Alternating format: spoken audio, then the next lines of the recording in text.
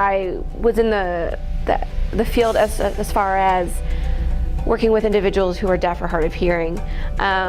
You know, that's not obviously the entire population that we work with, but that kind of was my way in to this job. So it was just almost like a natural to be like, I've seen it and I want to help, but I want to do my part. So what drove me to the field is just my desire to help other people, to work with people who may be who have needs probably greater than my own. It gives me an opportunity to learn from people, put myself in their situation a little bit, makes me a better person. But the rewards of just being able to provide the day-to-day care and the resources and linking families, it helps me sleep at night, I guess. My initial thought, obviously with my degree, was that I was going to teach, and I did that for several years.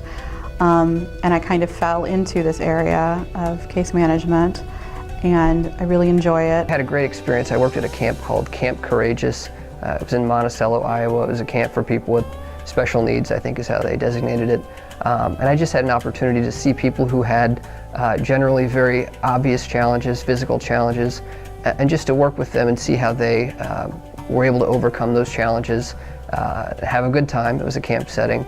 But working with that group made me really feel that working with people with disabilities was the population that I wanted to work with. I did initially start off as a child life major, and in the hospitals I did end up working with a lot of children who had a developmental disability.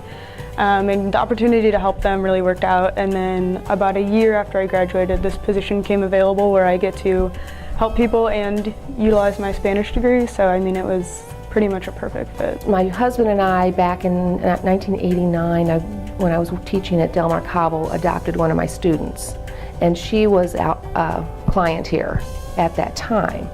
So coming here was almost like coming home, because I used to be a client, and my daughter was a client for so long. I used to get services, and now I'm providing them, and I just thought that was it